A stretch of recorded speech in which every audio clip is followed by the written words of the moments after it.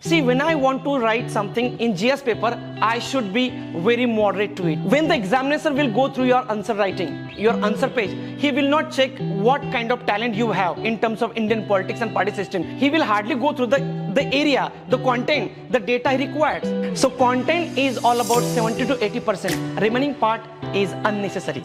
That complements your answer. That helps you boost marks. That helps you, face the marks.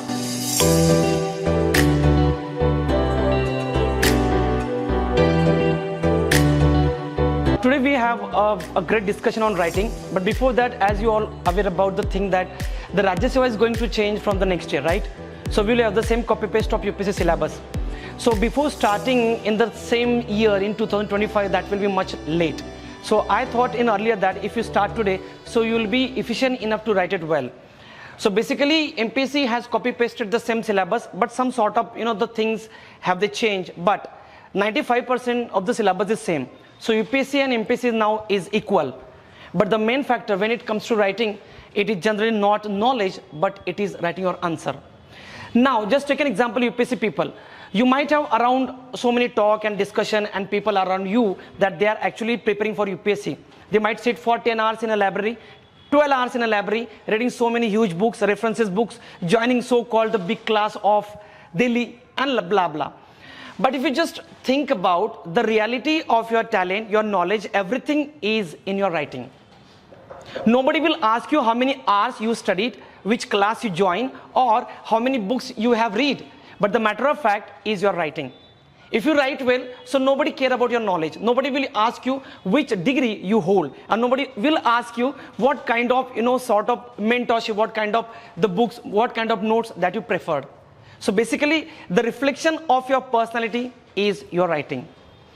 It might be in Marathi, it could be in English, it does not matter. Language is just a medium, but the matter of fact, expression. Now just go through the syllabus of UPSC, a very first paper of your AC paper. The two lines that they have prescribed, the line number 1 is write in a concise manner, and second line is exact expression. So what UPSC demands, the same way MPSC demands is exact expression. So what do you mean by exact expression? It is not just, gathering the data in mind and just elaborating in just point or something else in a paragraphing. It is not like that. It is the exact expression means what? It is the way of writing. We talk in Marathi 100% of the time, that every day when we talk in Marathi with our parents, with our friends, in every general life in a society. So we do talk in Marathi, we do talk in Hindi, we do talk in English. But when it comes to writing, it is not the same language that we use in conversation. So there are two languages. One is written language and second is your communication language. When it comes to communication, when it's to daily language, it does not require any type of jargon, any type of grammatical rules. It requires hardly the conveying the message.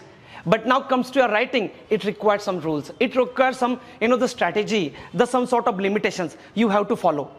Now, if you're reading a newspaper, or just take an example, Lok Sata you are reading. When you read a specific article, in that article, the decoration of the writer that he has put together to express his idea in a very different way.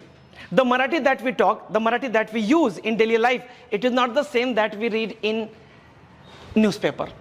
So when it comes to newspaper, the writer, what he writes in Marathi, he uses some sort of language competence. He uses some words, he uses some terminologies, he uses some sort of, the language that has to be there in your writing. So when it comes to writing, it is not just to write, it is something that you should have a different prospect when it comes to your competitors.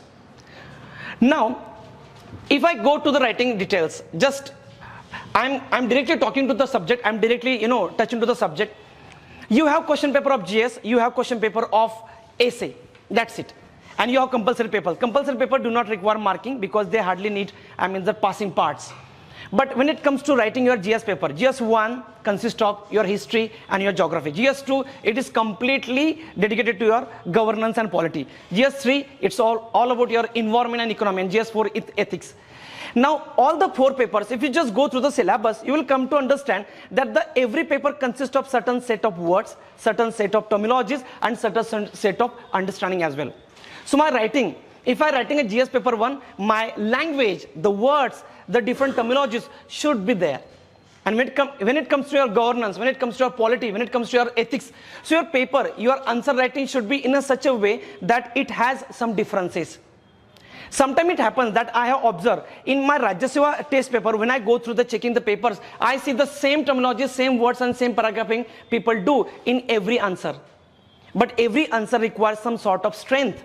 It does not require the same repetition of the words and same repetition of the points. You cannot write each point in every subject and every answer. It requires different connotation. And how it requires? If you write, you are reading historical background. Just take an example, ancient history you are reading, medieval history you are reading, modern history you are reading. So it has some sort of writing budget. It has some writing, the ideology. You cannot copy the same words in GS2. You cannot use the GS2 subject words in GS3. So it has different connotation, and accordingly you have to manage it. Now, if I have a question paper in my hand, what to write now? Where to start and how to start? Just take an example of GS paper 2. Federalism is there. You might have the good command or federalism, basic structure of Indian constitution, each and every part of the constitution that you have gone through. That's okay, fine. But what to write? While writing, it is not just putting all the data, all the things you have read in a book. It requires some sort of connotation. And what connotation it? It is completely depending on the requirement of the question. So what do you mean by question? See, when question is framed by UPSC or either MPSC, we'll compare with both the things parallelly. When there is a question prescribed, what we do generally, when it comes to Marathi student, we generally catch a single word that we are aware about and just write it down on it. We do not understand the exact what is the requirement of the question. If just take an example, there is a long question, each question, and I do not understand the requirement of the question. Instead, what I do, I hardly read a single word of it that I am concerned with or I am aware about it, and I just note it down. But the thing is, the requirement is different, your answer is different. That's why we get less marks. So understanding question, how do we understand the question? When I read the question, I must understand what did he ask? What is the requirement? What is the demand? What should be the data? What should be the area of answer writing? Means what? Just take an example. When I go here, now just, I will give you two examples. Rajya Seva, if you go through the old syllabus of Rajya Seva in 2011, in 2012, MPSC has changed the syllabus from writing to objective. In 2011, there was the old syllabus, and both the things I'm comparing with you. This is the question of GS1 of UPSC, very first question I just copy pasted to you to show you how to understand the question. There's the first question. Explain the role of geographical factors towards the development of ancient India. That is the question of history. And now I want to write the answer. But before writing, did you understand the question? Did you realize that what is the requirement of the question? Did you analyze yourself that what data I should gather in my mind first and then accordingly evaluate it? Whether it is in a study form, whether it is a bullet form, whether it is a paragraphing form.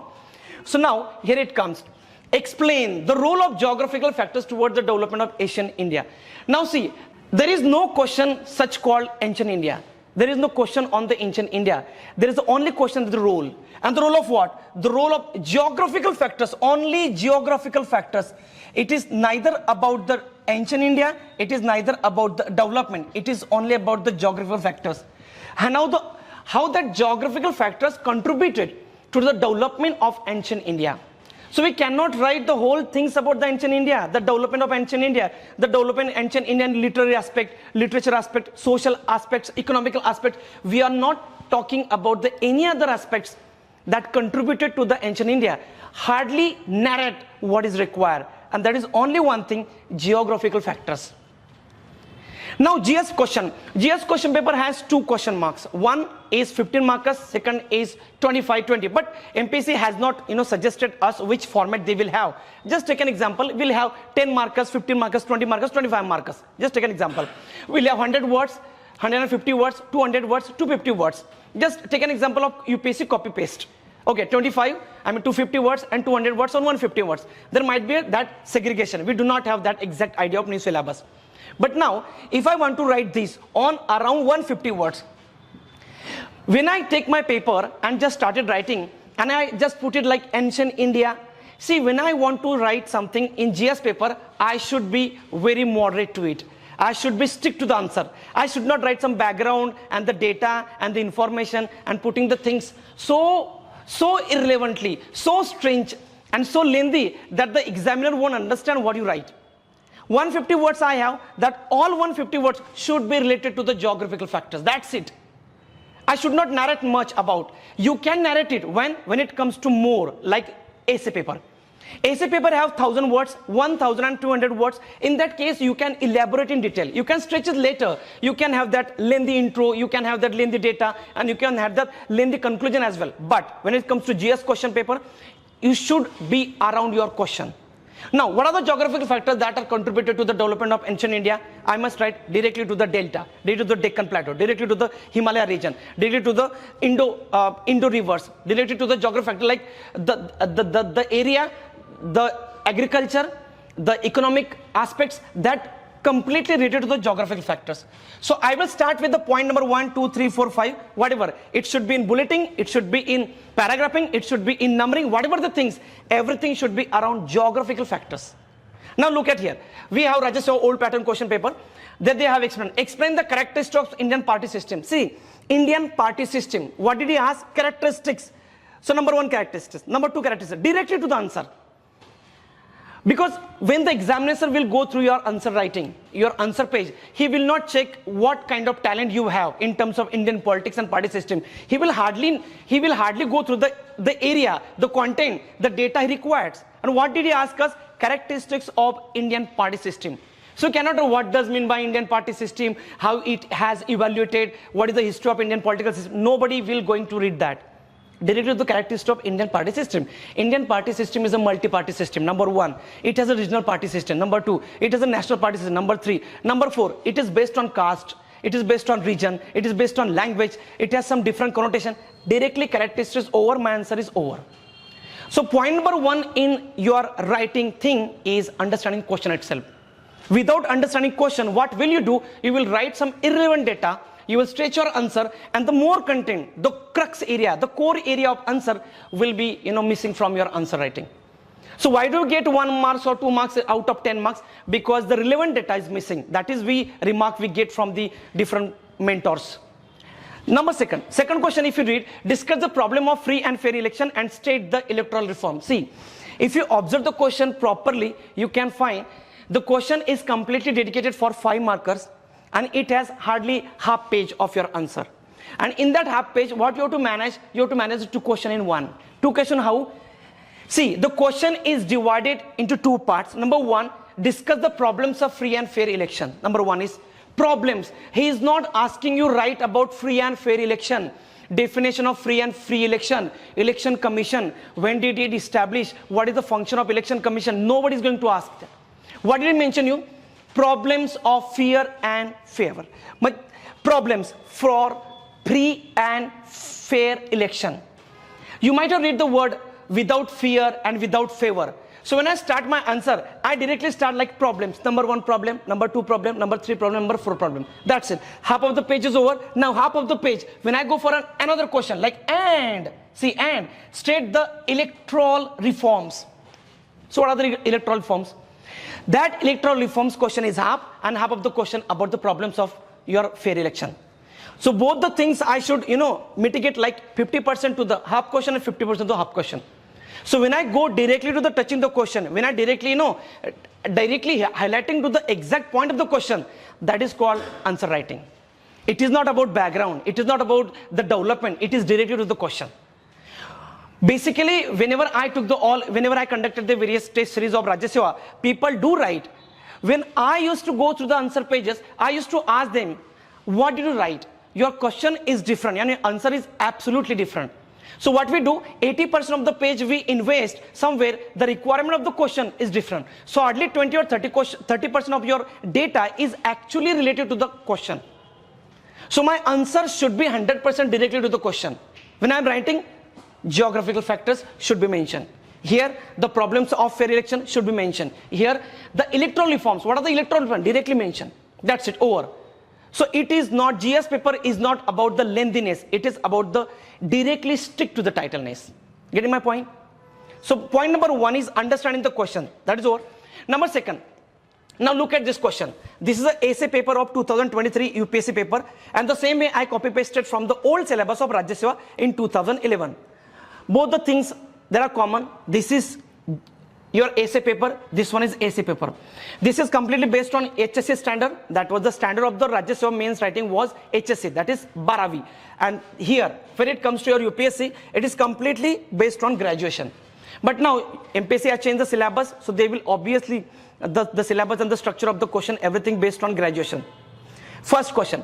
When I go through the question of an essay, I find that there is no such a single liner essay, like internet, boon or curse.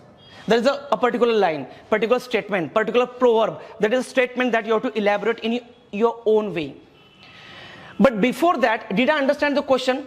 Did I understand the requirements of the question? So when you break the question, when you break that into different aspect, different plan, then you realize the requirements. Now, just take the first. Thinking is like a game. It does not begin unless there is an opponent team. See, huge sentence, you have to elaborate in detail. Same way MPSC will copy paste it in 2025. Now look at this. Thinking is like a game. Now thinking, we think every day. It is like a game. And what is that again? It does not begin unless there is an opposition team. So thinking cannot be just begin without any opposition team. So I am asking to myself, what should be the meaning of the sentence? Thinking is like a game. It's a game. Thinking is a game. And it starts when there is an opponent team. So how can I correlate it with life? How can I correlate it with philosophy? How can I correlate with literature? How can I correlate it with current affairs? How can I write it? So before writing, talk to yourself with your question. Whatever the words are printed, I should talk to them. Now here it comes. Human life and environment. Now he is asking about the human life in another way. And second is environment. How can we correlate environment with human life? In what structure I should write it? What are the requirements that what can be data I elaborate about environment, and how should I convince the examiner or the checker so that 50% of the environment and 50% of the human life, that I am collaborating with it and directly coming to the conclusion and making it clear that I wrote whatever required in the question paper. Get my point? I am just trying to make you clear, for writing the first priority should be understanding the question. Without understanding, you cannot write. And whatever you are writing, it is just a misleading answer. Why misleading? Because in our perspective, we understand different and the question is printed different. Getting my point, right? You're getting right? So today I have given you a sheet of questions and I want you to write it them. Okay, after the lecture is over, there will be a session that you will write, I will check and I will give feedback. But before that, I just want you to make it clear, before writing any answer, talk to your question. Divide into different things. Bridge it. Try to understand whether the question is divided into 2 parts, 3 parts or many other parts. Whether it is on a single idea, double idea or many ideas. Unless you understand it, don't start writing. So I have a pen, I have answer booklet. Don't write it unless you understand the question. That's the first point. Now moving on next. Here it is. Now I understood the question. I want to introduce the question by moving my hand. So what to write? Introduction. You might have heard about that there are 3 things of writing. One is intro, second is body and third is conclusion. What is intro? See, there is a movie that when we watch movies or serials and any other things on internet or any other platform, we do watch movie like introduction of hero, introduction of heroine, then introduction of his friends, all the things. But that happen in a very quick time. Introduction means what? Intro means what? Something that is in a very abridged manner. Something which is very, very, very, very short. Introduction should not be very lengthy, that the checker will understand you do not know the parameters of writing. Introduction very brief. It might be 2 sentences, 3, 4 or 5, but it should not be lengthy para. So that is why I just make the thing like it should be abridged in a brief and concise manner. Now, if I want to write about the geographical factor that contributed to the development of ancient India, so I should not like ancient India is this India, that India, no way. Geographic factors are a very crucial factor, no way. Directly to the point. Ancient India has been gone through the various innovations and various development aspects like social, political, geographical. Particularly geographical factors are much affecting than the other one. Like, then point number 1, point number 2, point number 3, point number 4. That's it. So introduction. So introduction should not be heavy. It should not be, that irritating so much so that the checker will understand that instead writing the real data, you are wasting much time on introduction. It should be brief, right? Number next. When it comes to content, see, if you go on through the various UPSC topper or the answer sheet of so many toppers in India, you will find one thing, that the content is much bigger, larger, and more efficient than any other thing. Content is required. Yes, UPSC has already prescribed in their advertisement that credit will be given to the content rather than the length of the answer. That means what? It does not matter what length you have written. It does not matter in what context you are written. Nobody is going to ask you what you have written, but how and in which manner and how you collaborated with the question, that is more crucial. So what is content? What is content? See, when I read the question, when I understand the question first, then I directly jump into the writing things. But I must understand what content is completely associated with that question. If I want to write about the political party system in India, so I must know the political party system. That is my content. I must know the various examples of the different political system of the world as well. Third thing, I must know the articles, amendment, current affair associated with it. Same thing parallelly, if something happening in the world, like international level, look at the international organization, like UNESCO is there, United Nations is there. Is there anything report, anything data, anything figure, facts, or something current affair that is happening around the world? That is content. And my content should be 70 to 80% of my answer. Remaining part, your intro and your conclusion is doing, but your content is reality. If you want to get more than 50% marks of your GS paper, so it has to be around content. If you are not aware about the question, now just take an example. If I want to give you one question, that Indian federalism is different from the American federalism, explain. Just take an example. And if you don't know anything about the answer, don't just bluff. Don't just make the fool to the checker. He understand whether you're honest or not. If you're writing, your purpose is to fill up the paper. This is not the paper of your graduation or degree or diploma. If you want to convey the things, write content. If you do not have the much content, write in very short, leave it. If he asks you question about 200 words, 250 words or 300 words, that's okay, fine. If he have hardly 50 words, that's okay. I will just write a 50 words and leave it. But do not stretch it, because this is not the examination of your graduation that the people will give you marks on the basis of the length of your answer. You're getting my point, right? So content requires relevance. And what does mean by relevance? If I am writing my GS2 paper, if I am writing my GS4 paper, so there is an ethics. So ethics around ideology, ethics around data, that reading, that knowledge should be there. It has to be represented there. It should not be just letting the people, just making fool, just writing the sentences, irrelevant sentences. That has to be avoided. Number two, your data. What does mean by data? If I want to write about the essay, just take an example of history, a question that we read about the geographical factors. I should have the data of geographical factors. What data I have, what content I have read in the different books, and what things I have been already going through the various newspapers. Third thing, your facts and figures.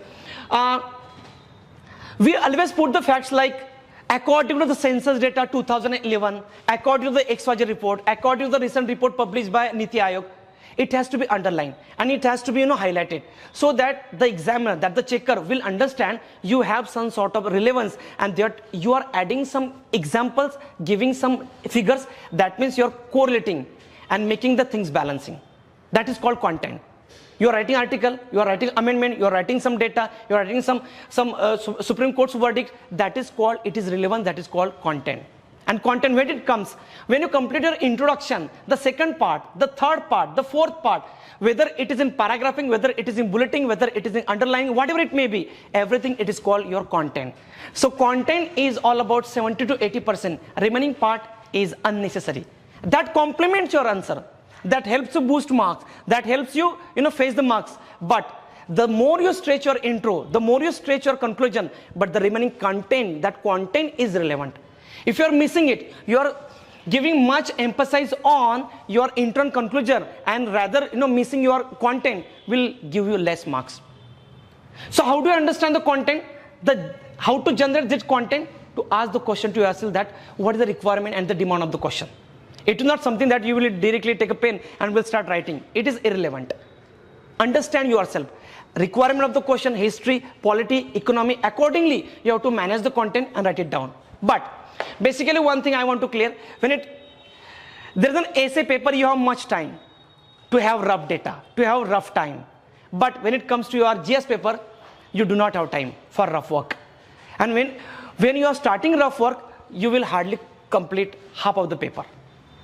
So around 20 question, if I want to just complete the whole paper, whole syllabus of my question paper in just 3 hours, I need to write. I don't have much time to think over it. But hardly I have one time to think over is the word that has printed in my question. That's it. Getting my point? Number next, structuring. That is the crucial aspect. See, if I give you one question, there is an experiment I can do in the class.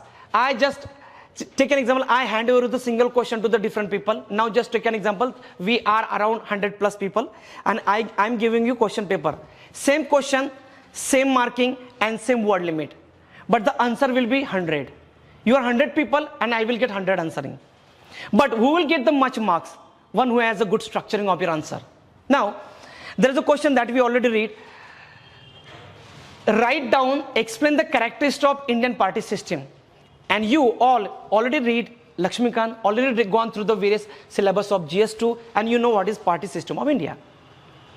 And he writes party system in paragraphing, she writes party system in bulleting, she writes party system in some sort of diagrams and somebody writing in a different connotation. So your structuring is crucial. When somebody is writing in paragraphing, he has to write more and more and more with little content because your paragraphing will fulfill your whole page. But the somebody who's putting the things in a diagramic aspect, more data, more content he is adding in a very brief word, he will fetch more marks.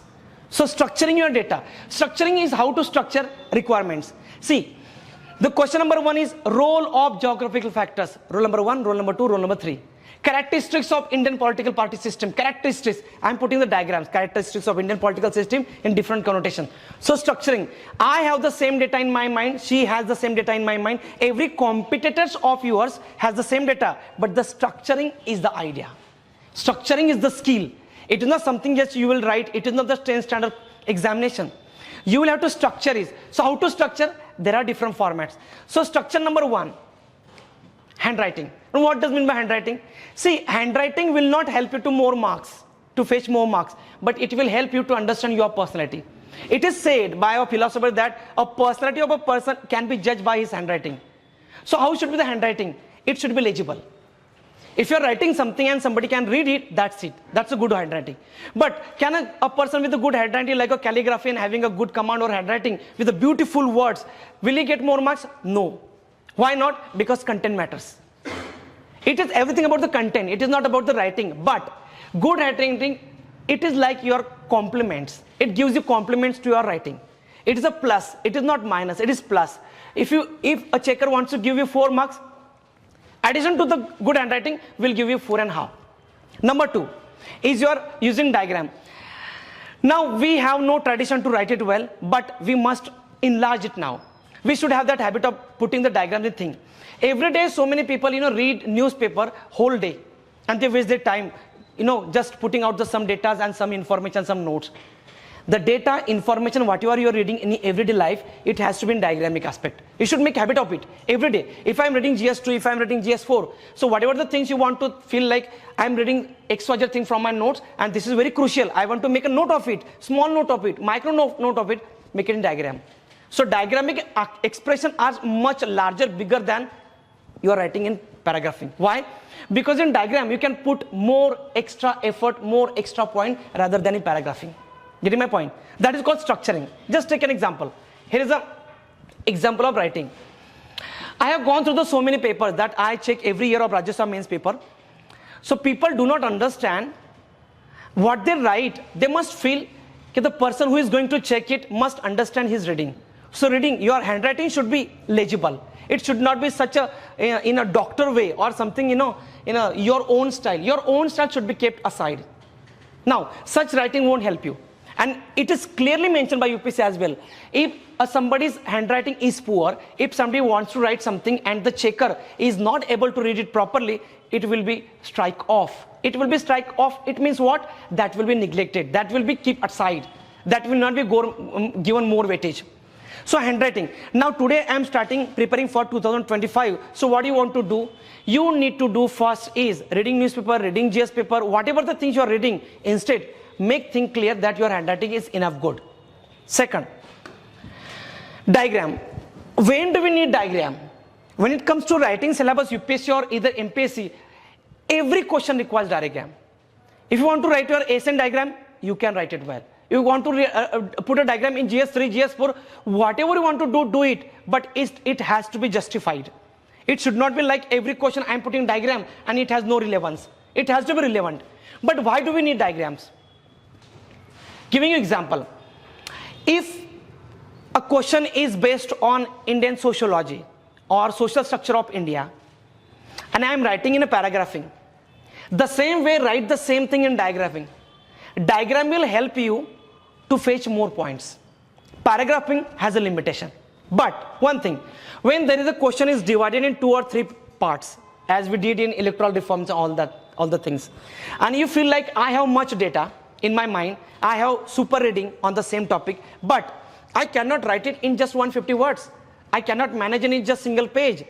In that case, if you want to put the more data, more knowledge, more ideas in just a short page, requires diagrams.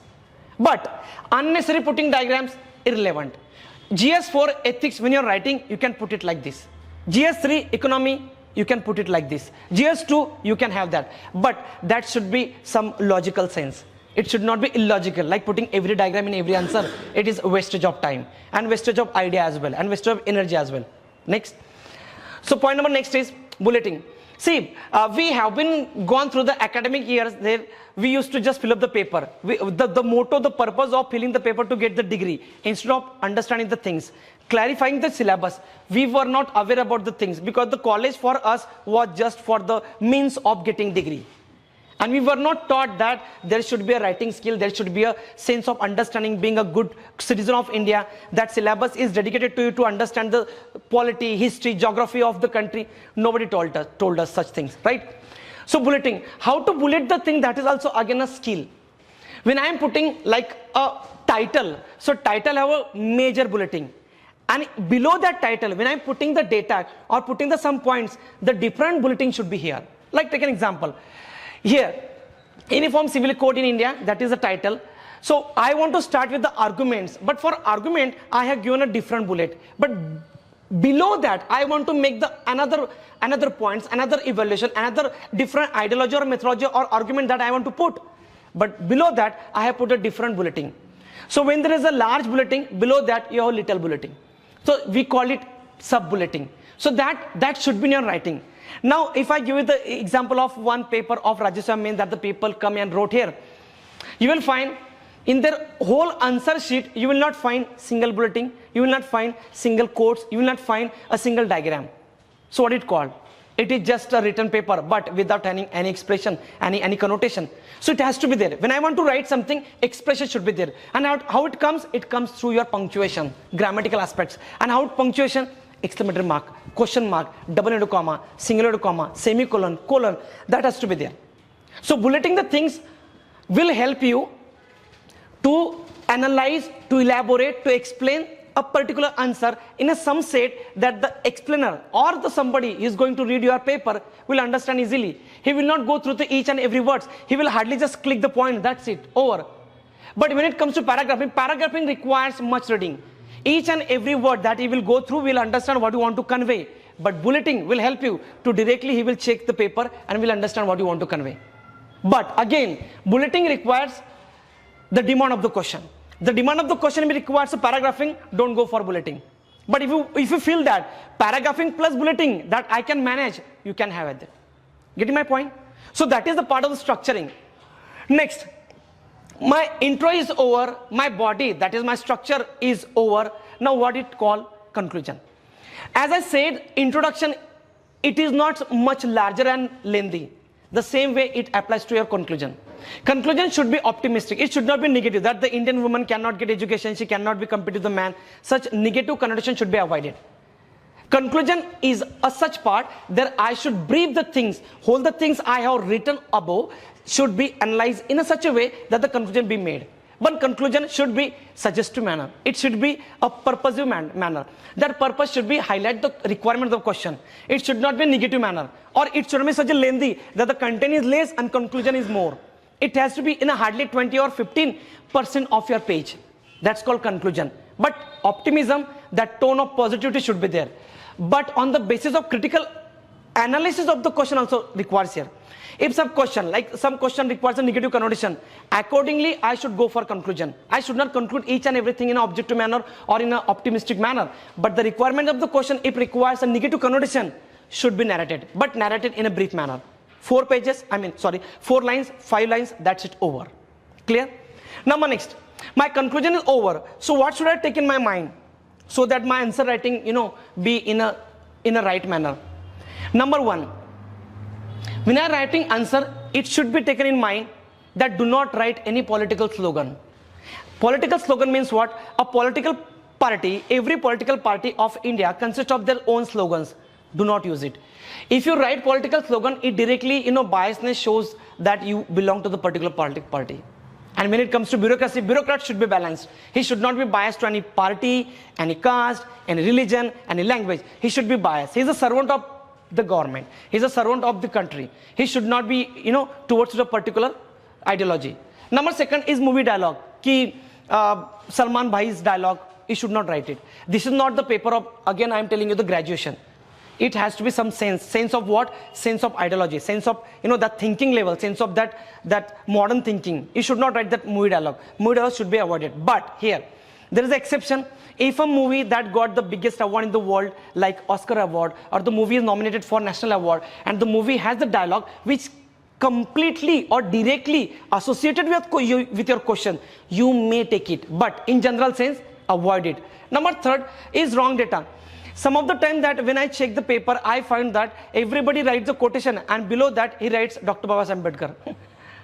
Every quote said Dr. Babasaheb Ambedkar is a wrong connotation. You are actually putting the 2 things. 1, you are misleading the person, and 2, you are presenting your dishonesty. You are completely representing yourself in the question paper that I am a dishonest person and I am not liable to be an officer. So don't write wrong data, wrong information. Some of the time that I see, United Nations has said that in 2020, in 2010, according to 1996, but it has to be truthful. It should be based on some realistic aspect.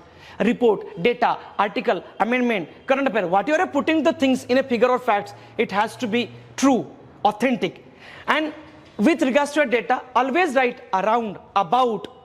You should not be like 2.9% of the people of the country are under BPL. 2.9 on what basis? But you might say that around 2.9, around 3%, about 3%, exact data, everyday data changes. Everyday economical strategy, economic terms and condition changes. So you cannot be, stick to the particular data, to the particular numbering. It should be like around, about, but avoid wrong data. Number next is irrelevant examples. You are writing answer of ethics and you are putting example of history, which has no connotation. So irrelevant example will directly understood by that examiner or the checker. He will understand. You will just try to finish up the paper. You had no sense, no motive of completing it by the content means. You actually gone through the beyond the question. The requirement was ABC and you wrote actually XYZ. So be strict to the data.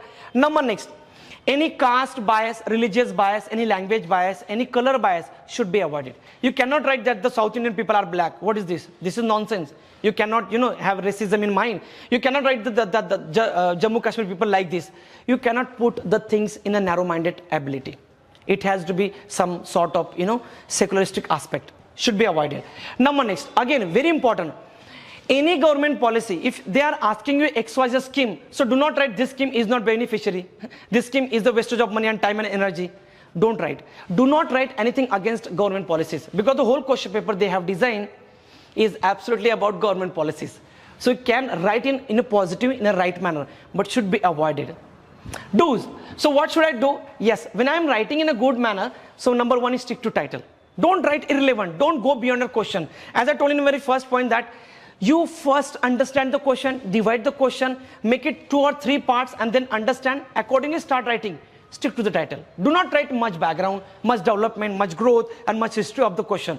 Directly go to the question. Number 2 is clarity should be there. Now, I just gave you one paper having 5 questions. When you will write it down and I will go through it, I will check it, I will call you, I will ask you to come and we'll have one-to-one discussion. Then I will tell you, show me the clarity. Clarity means what? This is the question and this is the answer. But instead writing answer, people do write something irrelevant. That is called lacking clarity. Clear? Number next. See, Every question has argument in a positive or a negative manner. And that argument, if I want to support the argument, I need some data, I need some fact, I need some figures that has to be put it down so that the examiner will understand for your, completing your argument, you provided some data. That is called the relevance. It has to be there. Now my next is point, highlighting and underlining. But what I have observed and experienced in Rajya Sabha mains paper, that the people do underline each and every sentence, which has no sense. Underlining means what? Underline the key point. If I want to write a single sentence, that Indian mentality towards women empowerment should be changed. So mentality word, I will just highlight and underline. You cannot underline each and every line. Underlining means what? Underline, if I want to write a whole page, and in that page I found a one single sentence, one single word is crucial, that I want the checker should go through and just highlight it, read it, and he understand what I want to convey. Then underline the single part. Underline means what? Not underline each and every sentence. That is wastage. So try to be in mind, highlighting, underlining should be that part what you want to emphasize on. Clear? Next, see, that is over, that ABCD is over, fine. But what next? How to start now? 2025 is far away. People might think, UPSC people might think that in Diwali we will have the main examination. But writing, it is not a one night game. It is not something that can be done in just 1 day or 2 days or half day. No, it is a process. It requires some sort of time. And how it requires, why it requires, how many days will it take to complete, make me a package of good writer? It is not specified. It is not specific. It individual. It is subjective. It is differ from one to one. If somebody start today writing, it might be take 6 months. Somebody might take 3 months. Somebody might take 1 year. But ultimate idea in this new syllabus is writing. It is not about any other class. It is not about reading much book. It is neither about your talent, skill, background. It is about your expression through your writing. So how to start? Now number one, I will start with daily answer writing. And how to start with the daily answer writing? Every day when I am reading newspaper, every day when I am reading NCERTs, whatever books in Marathi or in English, whatever I am reading, should be noted down. The day ends with without writing, it is a wastage day. See, again I repeat, every day, if you want to be compete yourself with the different competitors in the new syllabus of Rajya Sabha 2025, and if a day starts with your Hindu or Indian Express or either with Marathi newspaper Lok Satta, whole day you invested properly, you read the data, you read the GS2, GS3, GS4, everything, and you ended the day without writing it, means it is a wastage day. Because the whole day, out of 24 hours, you invested around 10 to 12 hours in study, but nobody is going to ask the talent, the knowledge, the data, the analysis in your mind. Everything is going to check you through your writing. So why do you call it daily writing? And why we are, starting it a daily on basis? Why I give you the list of paper, question paper, and want to write it right now? Because I want you people to write it today. Whether it could be funny, whether it could be incomplete, whether it could be irrelevant, whatever it may be, write it well. If you feel that, sorry, I am not comfortable with the syllabus, write about your life, write about your school. Whatever the things, write it every day. Whether it could be your diary, whether it could be a novel, drama, autobiography, whatever, write it daily. Whether it could be a single page. A day with writing is actually a good competitor for you. And if a day without writing is a wastage. That means what? You are just becoming a reader. You are just becoming an intellectual person, so-called thinking tank. But what about the thinking tank? If I become an intellectual person, is it a requirement for MPSC and MPSC new syllabus? No. Writing is a requirement. And how to complete it? Read, write it. Read, write it. That's it. And get checked by mentor, checked by people. That's it. And revert it back. I mean, where I went wrong, what I made mistake, what challenges I face, that is a personal and subjective. That is I'm trying to tell you. It is subjective. I cannot give you the same feedback to all you people. I cannot tell you that all you people made a wrong or you made a mistake in introduction. It differs from person to person. So now, while writing, you will face the challenges. That challenges should be highlighted and work on it and make that challenges into your strength, not your weaknesses. But unless you write, if you do not start writing, and giving to me or any other mentor and getting checked by them, you cannot proceed. You cannot proceed. After a year, meet me, you might say that, sir, I complete my GS1, GS2, GS3, GS4 with my optional, fine, okay. And what about writing? And the day you will start, that will be late. So today what I write, I'm actually building myself for next year. Get my point? Number second, newspaper. Now stop telling I read newspaper. Don't read it, study it. But while reading it, you should understand what things should be read and what thing should not be read. So how do I understand that what things should be avoided or what things should be, erased, so that I can have hardly limited news of the newspaper? Understand the syllabus. Understand the PYQ. For PYQ, UPSC is right now is a guideline. We do not have such, parameter or such, the sense resource that can have the MPSC new syllabus based question. But UPSC is a good source. But if I have command over the syllabus and I have command over the PYQ, I will understand what to take from the newspaper and what not to take. That's the thing. Number next is writing speed. Today I give you 5 questions and will ask you to complete in just 30 minutes. And first challenge that you will face today itself is your writing speed. Because until and unless you complete the whole paper, you cannot get good marks. And the person who completes the paper gets higher marks. That's a very, very simple thing. But you might say that I completed hardly 12 questions out of 20, but the 8 questions that I left, that I was fully aware about it. I had so much data, I had so much information about the 8 remaining questions, but I could not complete. So while writing, along with the challenges that you face, next is your speed. Why am I talking about the speed? Because in that 3 hours, you are writing that 20 question is a very challenging task. Getting my point? So while writing, you make sure that you are improving your handwriting, and same way you are actually improving your speed. Number next point is language competency. That is the greatest point. Have you observed that the Marathi percentage in UPSC is lower as compared to the North? Is it true? Okay. Now, there is a question paper in my hand. I have a pen, I have an answer booklet as well, and I want to write.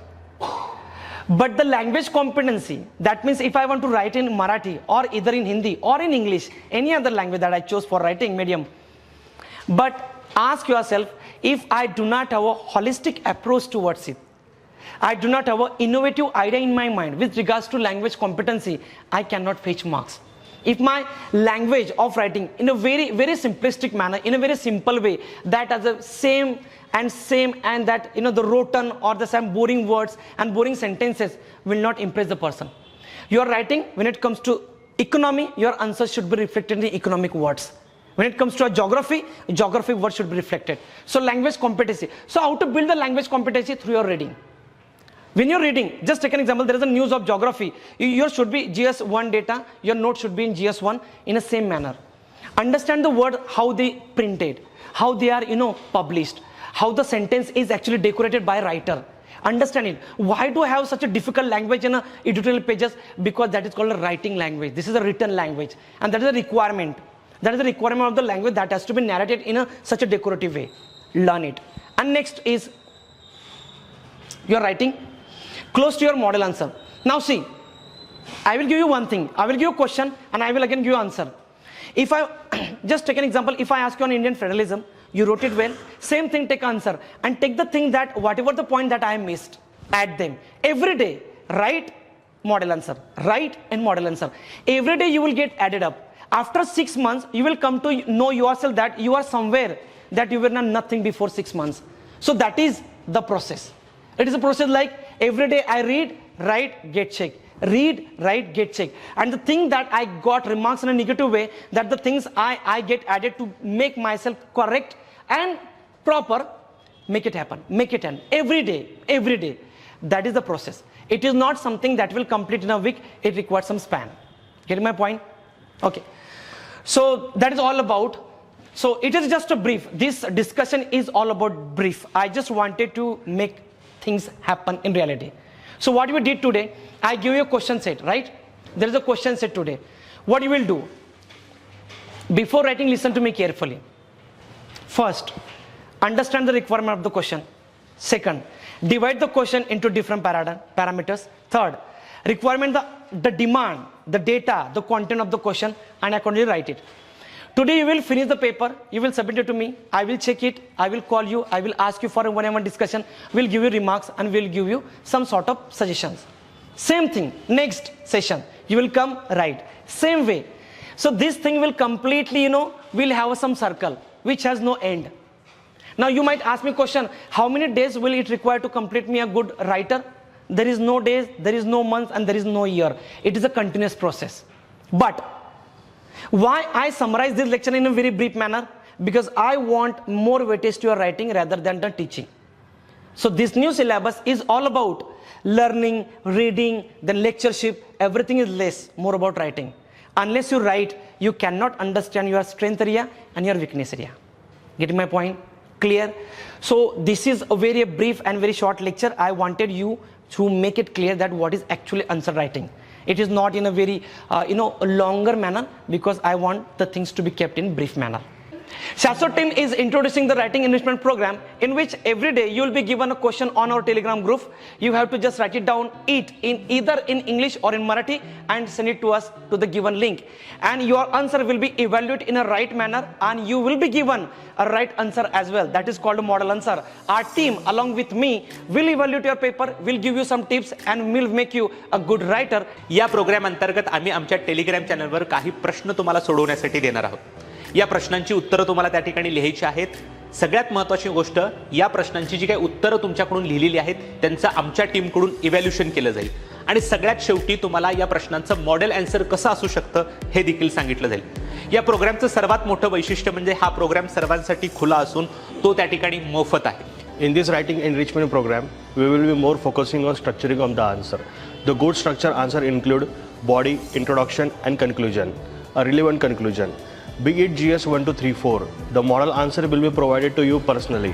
So do come write, evaluate and repeat the process. मित्रांनो, answer रायटिंगमध्ये दोन खूप महत्त्वाच्या गोष्टी आहेत. एक तुमचा content आणि दुसरा म्हणजे कॉन्टेक्स्ट. एक्झाम्पल सांगायचं झालं तर समजा 3 हिस्ट्री टीचर बसवलेले आहेत, त्यांना एक आन्सर दिलेला आहे की तुम्ही काय करता. याच्यावर पहिल्याचं उत्तर आहे मी हिस्ट्री शिकवतो. दुसऱ्याचं उत्तर आलं की I am in the field of education where I teach history. तिसऱ्याचं उत्तर आलेलं आहे की I am shaping the destiny of the nation, I teach young mind how to make history. तिने जर उत्तरं तुम्ही इव्हॅल्युएट केली तर तुम्हाला जो तिसऱ्याचं उत्तर आहे ते खूप बेटर पद्धतीने लिहिल, कारण त्याचा कॉन्टेक्स्ट हा बदललेला होता, त्यांनी कॉन्टेक्स्ट चेंज केलेला होता. त्याच्यामुळं या प्रोग्राममध्ये तुमचा कॉन्टेक्स्ट चेंज केला जाईल, तुमच्या कंटेंटवर काम केलं जाईल.